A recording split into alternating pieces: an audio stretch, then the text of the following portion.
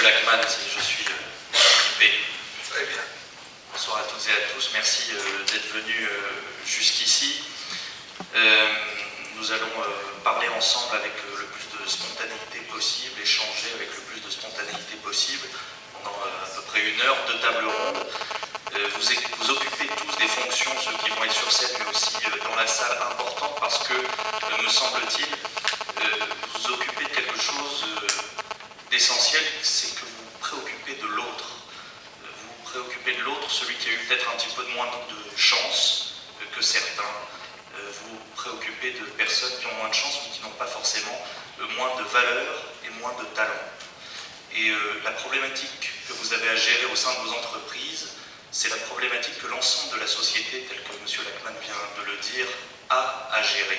Et en quelque sorte, vous êtes les précurseurs de ce qui peut ou de ce qui doit se passer à l'extérieur. Première table ronde, je vais demander peut-être aux personnes concernées de monter sur scène avec Géraldine Plénier, s'il vous plaît, qui nous accueille, puisque c'est la directrice de la RSE, la responsabilité sociale, économique, environnementale, s'il vous plaît, chez Capgemini. Benoît Genuini, qui est l'ancien président d'Accenture, ancien médiateur de Pôle emploi et qui est le président de Passerelle Numérique. François Fulpin, président de Astec, et Aziz Seni, qui est là, lui aussi.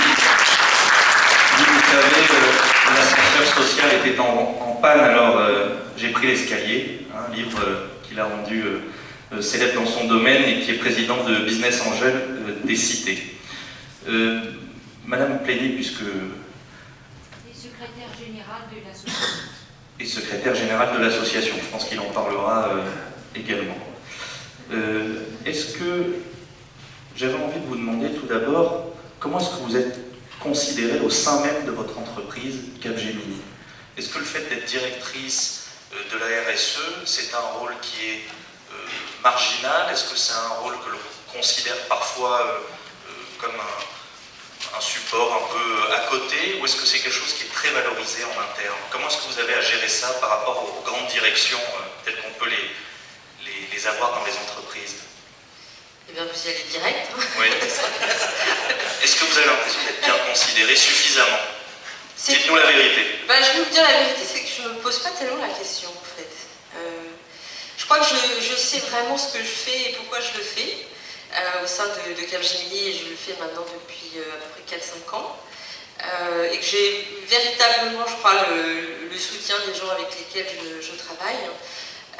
Et donc, à partir de là, je ne me pose pas tellement cette question. Mais vous êtes perçue comme celle qui s'occupe des jeunes défavorisés qui sont un peu en situation d'échec et à qui on tend la main, et puis c'est bien qu'elle existe, mais si elle n'était pas là, ce serait pas grave? Peut-être que certains pensent ça. Et à la rigueur, je dirais que ça me... C'est pas un sujet de préoccupation pour moi. Je crois que quand on travaille sur des sujets qui sont les sujets de la responsabilité sociale et environnementale, il est vrai qu'il faut vraiment se poser la question un peu tous les jours, pourquoi je fais ça? Pas pour moi évidemment, hein. Même s'il faut un peu de conviction, donc je pense qu'il faut quand même qu'à titre personnel, il y ait, je dirais, cette motivation, mais après je suis dans une entreprise dont l'objet est effectivement de créer de la valeur, donc qu'est-ce que moi je peux apporter à cette entreprise dans le cadre de ma responsabilité et de mon activité? Ça reste quand même un combat en interne pour expliquer un peu les choses. Oui, parce que l'objet, c'est d'essayer toujours de proposer de nouveaux sujets, de nouveaux projets, donc forcément, il faut aller les vendre, il faut aller les expliquer, donc il faut un peu de conviction. Mais je dirais que pour nous, la question aujourd'hui, au sein de Capgemini, de l'emploi et des engagements qu'on a dans le domaine de l'emploi, honnêtement, je n'ai pas tellement à me battre aujourd'hui. Parce qu'il y a des évidences, hein, on recrute en moyenne 3000 personnes par an.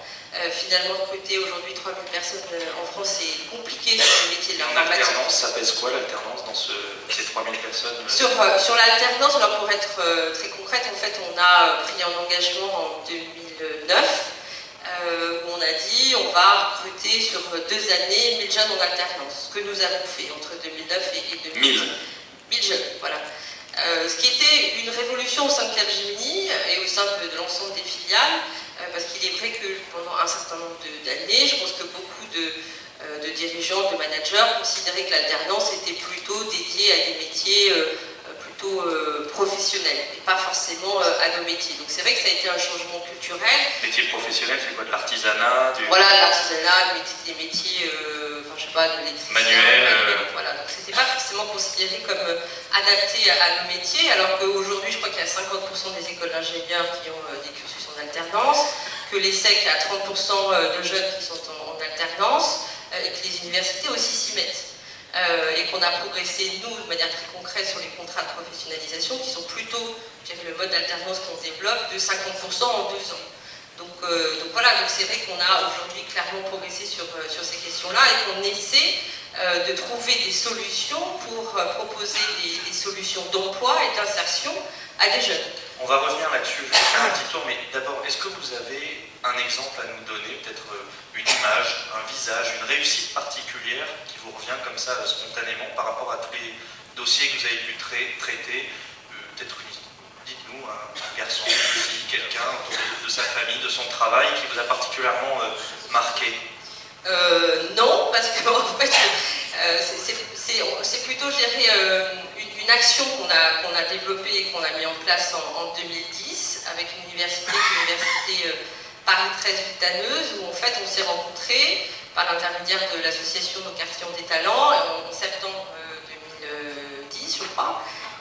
Et puis au bout de 6 mois, on a créé une formation qui s'appelle un diplôme universitaire. En fait, ce qu'on a proposé à une quinzaine de jeunes, qui étaient des jeunes scientifiques non informaticiens, c'est de les former en contrat de professionnalisation pendant 18 mois. On les a recrutés d'entrée de jeu en CDI. On leur dit, voilà, vous avez fait des super études, peut-être en chimie, en bio.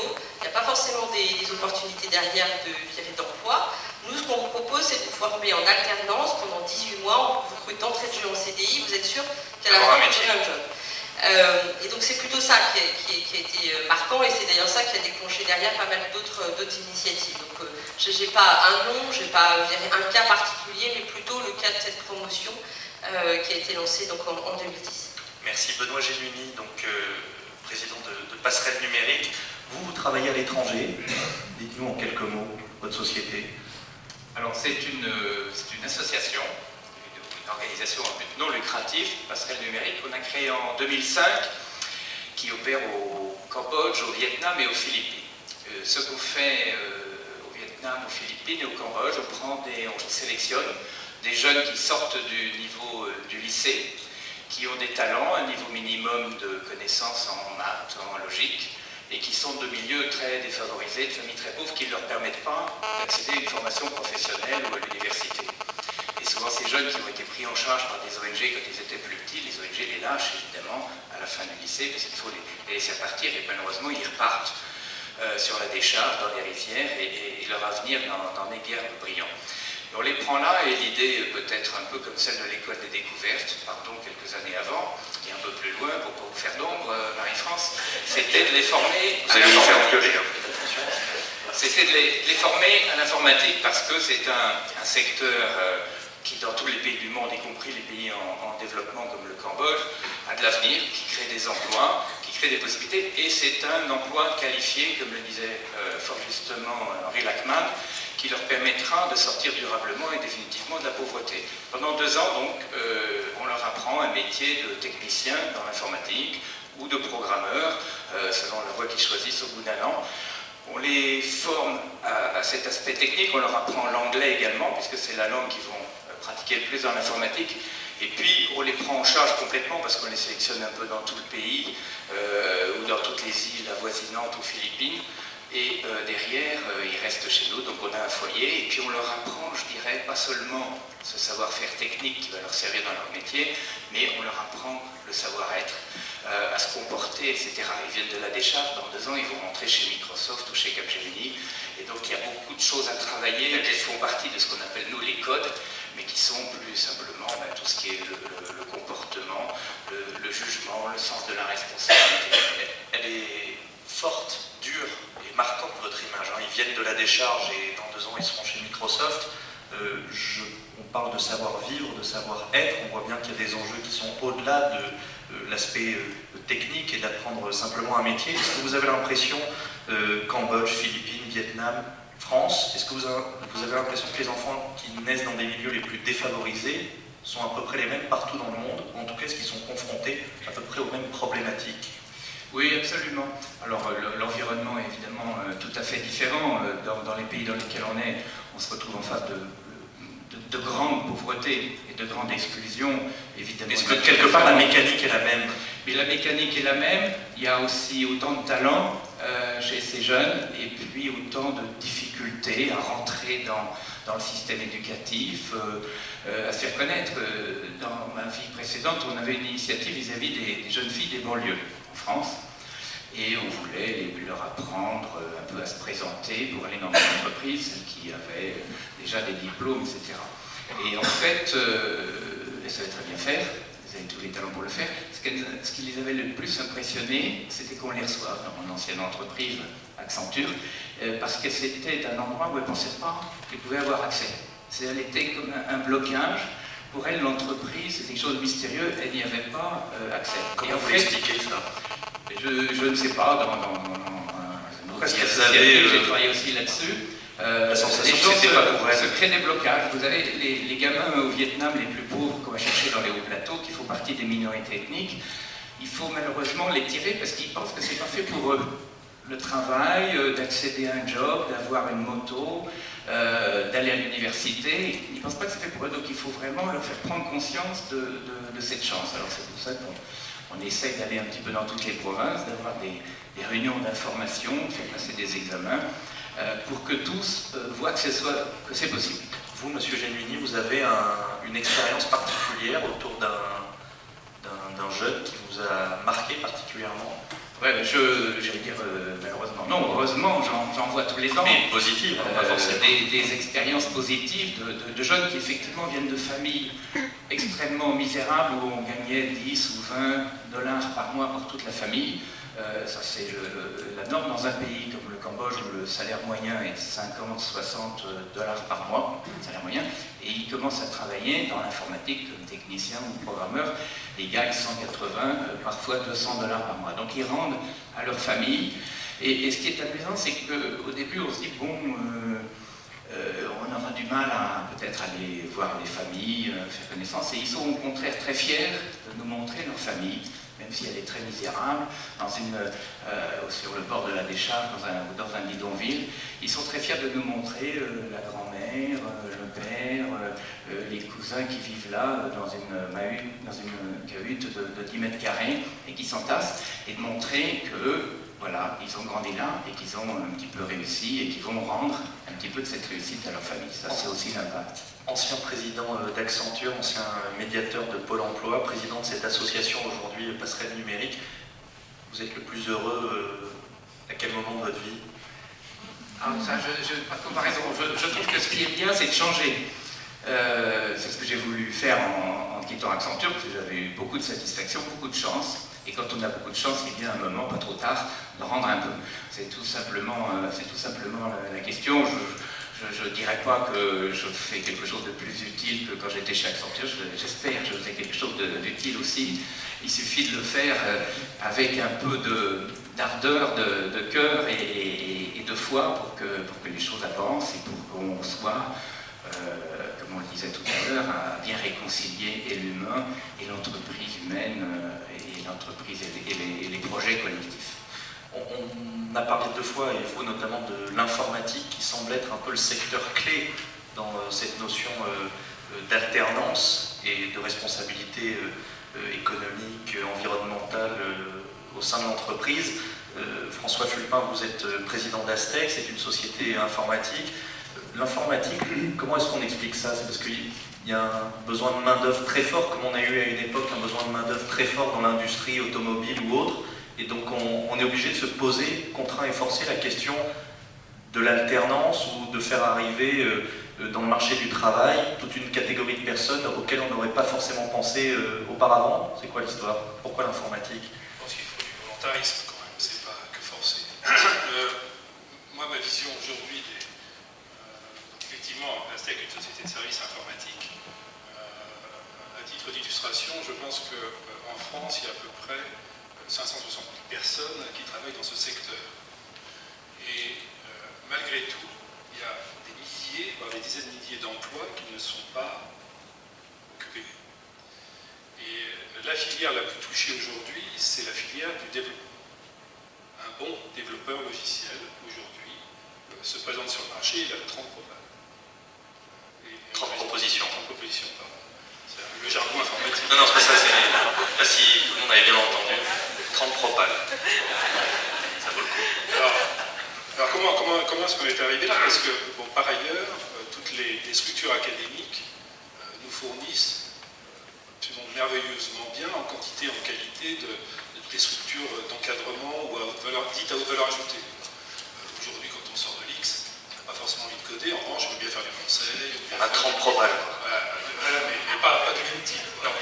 Et on ne veut pas coder. Alors, du coup, la France est tournée vers l'externalisation offshore pour assurer les développements. Et à un moment donné, c'est... Offshore, faites attention à ce que vous dites en ce moment. Ouais, Voilà. justement.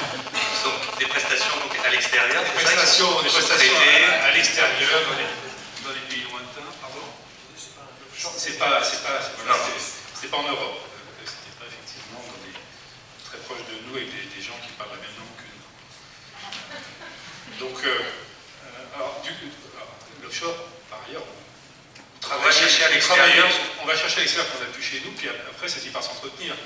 Au début, on justifie pour des raisons économiques, c'est moins cher de faire développer à l'extérieur. Et puis petit à petit, on va surtout chercher la capacité de production parce qu'on n'a plus en France. Donc, quel est votre sentiment par rapport à ça, justement? Alors, d'abord, moi, je suis absolument persuadé, vraiment convaincu qu'il faut redévelopper une filière de développeurs en France. Aujourd'hui, nos principaux clients en tant que société de service, c'est plus tellement les DSI, ce sont les directions du marketing. Les directions du marketing, c'est tout de suite, time to market. Et donc, on est dans des modes agiles, etc. Il faut avoir des gens brillants, etc. Donc, je milite et je recrute à nouveau des développeurs. Et je pense qu'en plus, alors pourquoi je suis là en parlant de développeurs? Oui, l'alternance. L'alternance. Alors, c'est pas exactement ce que je veux dire, mais je vais parler d'alternance, poser la question. Je suis intimement convaincu d'alternance. J'ai 3 enfants, j'en ai 2 qui sont passés par le cycle de l'alternance. Ils n'étaient pas faits pour faire des études longues, ils ont trouvé leur voie, ils ont parfaitement réussi, très heureux aujourd'hui d'être passés par la voie d'alternance. Chez Aztec, je regardais justement les effectifs en 2012, donc on est à peu près 2500 personnes. On avait 13% des effectifs qui étaient des alternants en 2012. Et le taux d'intégration des stagiaires qui transforment ça en CDI, c'est 70%. Donc c'est un taux très élevé. Et même si aujourd'hui, quand je regarde la qualification des effectifs d'Aztec, c'est effectivement 80% de Bac plus 5, comme c'est traditionnellement un peu l'image de l'informatique, il y a 10% qui sont de niveau Bac plus 2 et qui sont issus de l'alternance. Donc l'alternance, j'y crois fondamentalement, c'est un très bon mode effectivement d'intégration progressive tout en continuant à apprendre. En ce qui concerne les développeurs, c'est pour ça que je supporte activement l'école et découverte. Je veux passer par cette filière-là. On a vu récemment Xavier Niel qui a créé une école 42, mais qui partage donc ce type de conviction qu'il nous faut à nouveau. Pardon ? Lui nous a imités. Voilà, il a imité. Moi j'ai préféré Marie-France. Vous n'êtes pas les premiers qui limitent. Mais en tout cas, il a bien compris qu'on avait besoin effectivement de redévelopper les développeurs informatiques. Et les gens qui ont pu décrocher des études, pouvoir faire des études, qui n'ont pas forcément pu poursuivre des études, qui aujourd'hui se retrouvent sur l'emploi. L'avantage des développeurs informatiques, c'est que sa principale qualité, il faut la créativité, un peu d'innovation, et c'est surtout d'avoir le sens de la logique. Et comme le dit très bien, j'avais lu d'ailleurs un article sur l'école 42, je reprends leur idée pour le coup, excusez-moi ma France, mais parfois ils ont aussi pas des idées. La logique, c'est pas associé à un niveau scolaire. Là, la logique. Et donc, moi j'ai envie, mais là pour le coup c'est volontariste, parce que je pense qu'effectivement un chef d'entreprise, c'est une responsabilité sociétale très importante, on vit dans un écosystème, Et donc là je veux effectivement pousser des activités du type école et découverte pour recréer cette filière de développeurs informatiques en alternance. Il faut trouver des instituts de formation qui sont associés, qui peuvent accepter le volume que ça va générer, parce que je pense que, évidemment, il faut les identifier, il faut les éduquer, il faut leur donner envie, hein, parce que aujourd'hui l'informatique, même si on a l'impression que les gens naissent avec une souris dans la main et qu'ils savent mieux se servir d'un écran à 2 ans que d'un aspirateur, c'est pas pour autant que l'informatique est attractive. C'est aussi une des difficultés qu'on rencontre. Donc il faut redonner envie. Là, je pense qu'il y a des populations aujourd'hui qui sont des jeunes au chômage, qui ont peut-être effectivement ces talents en termes de logique, à qui il faut donner cette chance. Le développement informatique peut effectivement être cette chance. Eux, ils ont peut-être plus que ceux qui sont de centrales ou autres, envie justement de... Et qu'un métier les attend, si on veut bien considérer que l'offshore n'est pas toujours l'avenir. Aziz Seni, président de Business Angel des Cités et secrétaire général de l'École des Découvertes. Qu'est-ce que vous pensez de ces échanges? Ça vous parle aussi? Bien sûr que ça me parle. Bonsoir à toutes et à tous. Ça me parle, il y a des choses que j'ai entendues qui me renvoient aussi à mon propre parcours. On parle de se projeter dans l'avenir quand on parle de certaines zones, alors bien sûr rurales, mais celle que je connais le mieux, c'est les 751 zones urbaines sensibles. Comment on peut se projeter dans l'avenir, comment on peut lutter contre cette forme d'autocensure qu'on peut avoir lorsqu'on est dans son quartier, même quand on va à l'école, de se dire bah non, cette filière c'est peut-être pas pour moi, c'est pour d'autres, cette entreprise. C'est pas la peine d'envoyer un CV, de toute façon ils ne prendront pas. Et petit à petit, comme ça, de s'enfermer dans une bulle, une autocensure qui finalement vous réduit dans le rêve et dans votre projection. Pourtant, sans vouloir faire de la sociologie de comptoir, dans beaucoup de ces familles, dans ces quartiers, le rêve est au sein même de la famille. Pourquoi? Parce que ce sont souvent des héritiers de l'immigration, immigration étrangère, mais immigration aussi de l'intérieur, des gens qui ont dû bouger pour un rêve, tout simplement, c'est celui de trouver un travail meilleur, celui d'avoir une meilleure vie pour leurs enfants, une meilleure éducation. Donc le rêve, il est intrinsèque, il est dans le code génétique, j'ai envie de dire, de ces familles-là. Et il s'est un petit peu dilué, alors, parce qu'il y a un contexte qui a aussi évolué ces dernières années, un contexte de morosité, et un contexte de chômage. Et puis moi, cet escalier dont je parle dans mon livre, ça a été la création de mon entreprise. Alors bien sûr, pour prendre sa place socialement, économiquement, il y a plusieurs voies. Mais c'est vrai que quand on regarde ces quartiers avec 50% aujourd'hui en pleine crise de taux de chômage, et puis de l'autre côté, des amis chefs d'entreprise que je côtoie au quotidien, des grandes entreprises comme des petites, qui me disent dans certains secteurs ne pas trouver de main-d'œuvre, ne pas trouver de techniciens, ne pas trouver de cadres. Je me tire les cheveux, rentrer à Mantes-la-Jolie, rentrer à Creil, chez moi, dans l'Oise, et avoir des gens qui ont des niveaux, des diplômes, et parfois une formation, et puis de l'autre côté, la journée, entendre des chefs d'entreprise me dire « Ah bah tu sais, dans le BTP on ne trouve pas, etc. » C'est un peu compliqué et dur à vivre. Donc quand on s'est rencontré avec Marie-France, c'était un pont magnifique entre cette envie et cette énergie de vouloir mettre en relation des jeunes avec peu ou pas de qualification, avec une vision, ce que j'appelle une vision à l'anglo-saxonne. Il y a une dizaine d'années, j'avais été frappé, j'ai un ami qui a agrégé de lettres, qui avait été recruté à la City dans la finance. Vous imaginez, le truc rien à voir. Un cursus de lettres recruté et je me disais, mais pourquoi les entreprises françaises ne jugent-elles pas un petit peu sur le potentiel des individus? Et puis c'est exactement le cas là, c'est ce que vous disiez, c'est-à-dire essayer de trouver des individus qui ont envie, qui maîtrisent un petit peu, qu'il faut cadrer, former, et puis répondre à ce besoin qu'ont les entreprises. Et je pense que, je suis désolé, je vais le dire d'une manière un peu brutale peut-être, l'éducation nationale classique a perdu un petit peu de son pragmatisme. Alors c'est toujours l'éternel débat entre tête bien faite et tête bien pleine, mais il faut quand même se rendre à l'évidence. Il y a des débouchés à l'arrivée, il faut peut-être aussi regarder ce dont on a besoin. On est capable de faire de la prospective dans certains domaines. Je pense que dans le domaine aussi des besoins, la gestion, Marie-France me corrigera, en RH, on est capable de prévoir quels secteurs vont recruter et c'est dommage de passer encore une fois à côté de tout ça. Service, c'est pour vous ça. Vous avez compris, mais vous allez pouvoir répondre dans un moment. Je vais me faire engueuler en rentrant. Non, c'est pas grave. Peut-être avant de vous entendre, si vous avez des questions à poser, Monsieur Lachmann, qu'est-ce que ça vous inspire, là, ce qui vient d'être dit? Est-ce que vous pouvez nous relever un petit peu tout ça? De réflexion par rapport à votre propre expérience? Bon, d'abord, je voudrais dire que insister des métiers manuels. Je relève ce que dit Benoît et tout à fait raison. Pour des enfants, on a des charges, donc on les tire vers le haut. Or, nous, on les prend au bac. Je pense que même dans votre activité, il faut prendre des gosses du niveau 5, c'est-à-dire du plus mauvais niveau. Il y a un problème, il y a un débat à savoir si on peut prendre en alternance des cadres, si l'alternance peut commencer à 14 ans ou pas. Ça, c'est un problème, vu l'évolution des quartiers de la société française, j'aurais tendance à dire oui. Parce qu'à partir du moment où l'école, la famille, l'église et l'État foutent le camp, il vaut mieux qu'on prenne le gosse le plus tôt possible. Mais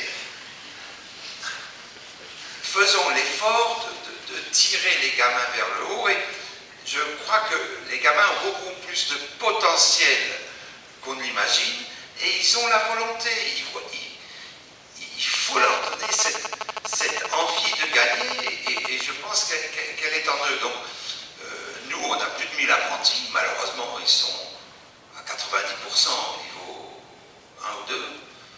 Moi, je fais le forcing pour qu'on prenne du niveau 4 et 5, on commence à y arriver. Et je crois qu'il est indispensable que nous tirions vers le haut, donc nous ayons le courage, l'ambition et la combativité de prendre des gamins, des gamines qui n'ont encore rien, et qui, en tout cas, n'ont pas le bac. Deuxième chose que je voulais dire, c'est que l'alternance, ce n'est pas d'après-embauche. Si c'est de l'après-embauche, tant mieux. C'est de la formation. Et un gamin ou une gamine que vous avez formé, que vous avez qualifié, eh bien, elle a toutes les chances de trouver un emploi. Si c'est dans votre entreprise, tant mieux. Mais si vous considérez que l'alternance, si l'entreprise considère que l'alternance est l'après-embauche, c'est fichu, parce que quand on n'a pas besoin d'embaucher, on ne pense pas à l'après-embauche. Merci beaucoup. Est-ce que vous avez des questions avant qu'on passe à la table suivante? Non, vous êtes silencieux. Il y a quoi qui parle? C'est vrai. Mais plutôt bien, donc ça va. Est-ce que vous vouliez rajouter quelque chose par rapport à ce qui vient d'être dit, les témoignages qui viennent d'être donnés? Ou pas? Quelque chose qui vous semble important? Allez-y. Non, parce que je n'ai pas eu l'occasion d'en parler, mais évidemment, je voulais dire aussi que les jeunes qu'on prend conformément à ce modèle de formation, on leur fait faire pendant leurs 2 années, deux fois un stage long en entreprise, qui est encore la meilleure manière d'apprendre justement le fonctionnement d'entreprise, de voir comment on peut être utile, etc. Et c'est en aucun cas de la pré-embauche. La moitié des jeunes continuent leur stage dans la même entreprise en étant embauchés définitivement, et puis l'autre moitié va chercher ailleurs un autre emploi. Et c'est vrai que ce modèle, on l'a un petit peu oublié en France, mais il est extrêmement fort et puissant pour accélérer tout ce qu'on doit savoir dans sa formation, qui n'est pas dans les livres, dans les PowerPoint ou dans les amphis académiques. Très bien, merci beaucoup. Madame Peigné, non? Très bien, merci beaucoup.